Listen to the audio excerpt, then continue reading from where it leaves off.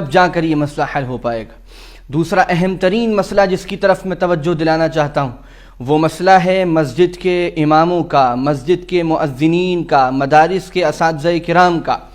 Lock down سے پہلے بھی یہ بات میں نے مختلف موقعوں پر عرض کی، اور لاک ڈاؤن کے زمانے میں اور اس کے بعد جو تازہ ترین صورتحال ہے اس کو دیکھ کر میں عاجزانہ اور مؤدبانہ یہ درخواست لوگوں سے کرتا ہوں کہ اللہ کے لیے ان ائمہ کرام، ان مؤذنین کرام اور ان اساتذہ کرام کی اہمیت کو سمجھیے۔ یہ دنیا میں بظاہر سادہ سے اور معمولی سے نظر آنے والے لوگ یہ اللہ کے مقرب ترین بندے ہیں۔ یہ جانتے تھے کہ مدرسوں میں پڑھنے کے بعد ان کو چند ہزار روپے کی تنخواہ کے علاوہ اور کوئی راستہ کمانے کا نہیں مل پائے گا۔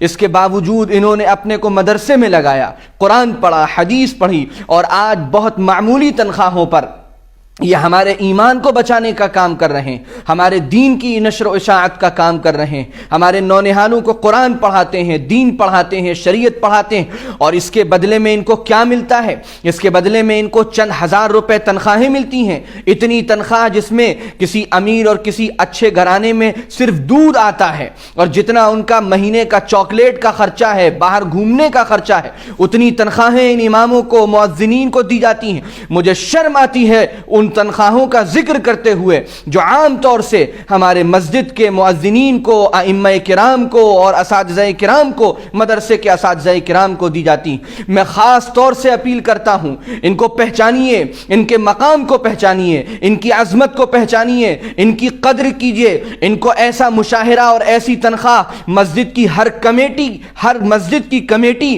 ایسا مشاہرہ دے جو کم از کم یہ عزت کی زندگی گزار سکیں۔ کیا ان کی تمنائیں نہیں ہیں؟ کیا ان کا دل نہیں چاہتا ہوگا اچھا کھانے کا؟ کیا ان کے بیوی بچوں کو اور اچھے کپڑے پہننے کی طبیعت نہیں ہوتی ہوگی؟ کیا ان کا کبھی کہیں جانے کا دل نہیں چاہتا ہوگا؟ کیا ان کو اچھی سواری لینے کا دل نہیں چاہتا ہوگا؟ کیا ان کو اپنے لیے ایک ذاتی مکان بنانے کا، اپنے حج بیت اللہ کے لیے پیسے جمع کرنے کا، کیا یہ خواہشیں ان کے دل میں پیدا نہیں ہوتی ہوں گی؟ یہ گھٹ گھٹ کر اپنی خواہشوں کو دباتے ہیں۔ ان کے اندر خودداری ہوتی ہے، ان کے اندر غیرت ہوتی ہے، ان کے اندر حیا ہوتی ہے، اس لیے یہ کہتے نہیں ہیں لوگوں سے۔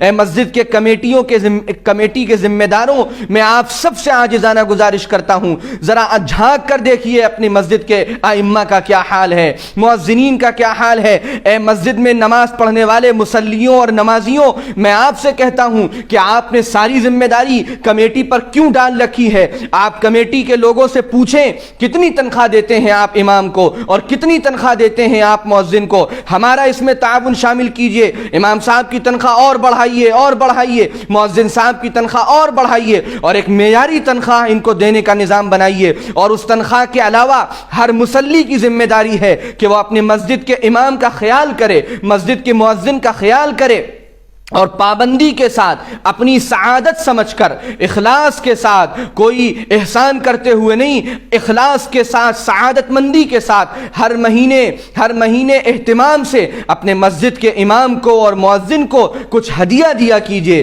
کبھی نقد اس طرح دیجئے کہ آپ محتاج ہیں دینے کے، اس طرح چھپ کر اور اخلاص کے ساتھ دیجئے۔ ان کی ضرورتوں کا سامان ان کو مہیا کرائیے۔ یہ ہر نماز پڑھنے والے کی ذمہ داری ہے۔ آپ کے یہاں ٹی وی کا بل اور انٹرنیٹ کا بل اور موبائلوں کا بل جتنا جاتا ہے اس سے کم تنخواہیں آپ کے مسجد کے امام کی ہیں، آپ کے مسجد کے مؤذن کی ہیں۔ کیسے اللہ کو جواب دیں گے؟ کیسے نبی کریم صلی اللہ علیہ وسلم کا سامنا کر پائیں گے کہ جنہوں نے تمہارے دین کی فکر کی، جنہوں نے تمہیں 5 وقت نماز پڑھائی، ان کے ساتھ تمہاری کنجوسی کا یہ عالم تھا؟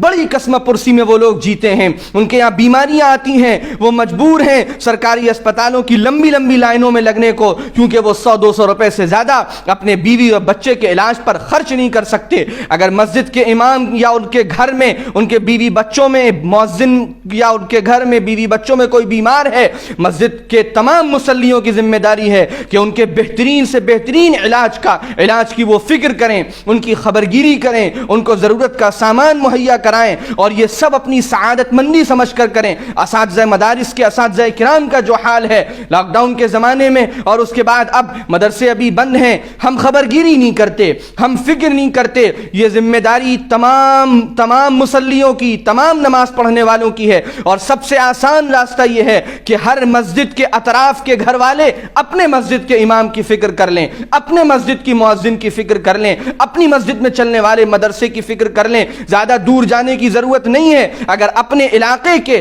تمام مسلمان گھر والوں نے اپنے مسجد کے امام کی، اپنے مسجد کی مؤذن کی، اپنے مسجد میں چلنے والے مکتب اور مدرسے کے اساتذہ کی فکر کر لی، اور ان کو معیاری تنخواہ دینے کا فیصلہ کیا، اور ان کو ہدایہ دیے، اور چھپ چھپ کر ان کی مدد کی، ان کے ضرورت کے سامان مہیا کرائے، وہ ہمارے کام میں لگے ہیں، ہمیں ان کو فارغ کرنا ہے۔ یہ تنخواہ و مشاہرہ ہرگز اللہ کے قرآن کا بدل نہیں ہو سکتا۔ قرآن اتنی عظیم الشان چیز ہے، یہ تنخواہ، یہ ہدایہ، یہ مشاہرے، یہ صرف اس وقت کا جو وہ وقت اپنا نکال رہے ہیں ہماری خدمت کے لیے، یہ ان کو اس کے لیے ہے تاکہ ان کی ضرورتیں پوری ہوں اور وہ یکسوئی کے ساتھ ہماری خدمات انجام دے سکیں۔ یاد رکھیے، اگر ہمارے مسجد کے امام صاحب یا مؤذن صاحب یا ہمارے مسجد میں چلنے والے مدرسے اور مکتب کے استاذ اگر قسم پرسی میں جیتے رہے، گھٹ گھٹ کر جیتے رہے، اپنی ہر خواہش اور ضرورت کو وہ مارتے رہے، اور ہم عیش و تفریح میں لگے رہے، تو اللہ کے ہاں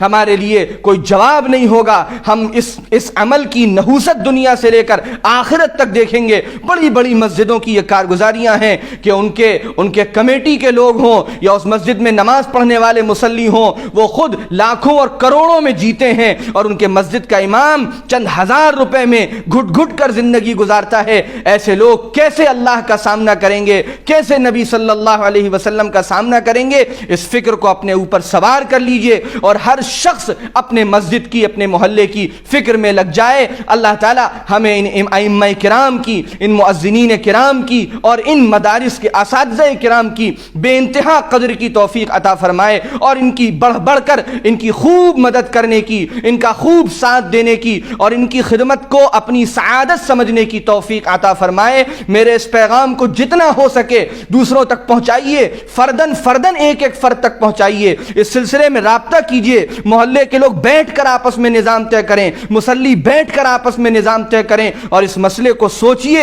اپنے دل پر ہاتھ رکھ کر، ذہن کو لگا کر کہ اگر ان کی جگہ میں ہوں تو پھر میں کیا سوچوں گا۔ اللہ عمل کی توفیق عطا فرمائے۔ والسلام علیکم ورحمۃ اللہ وبرکاتہ۔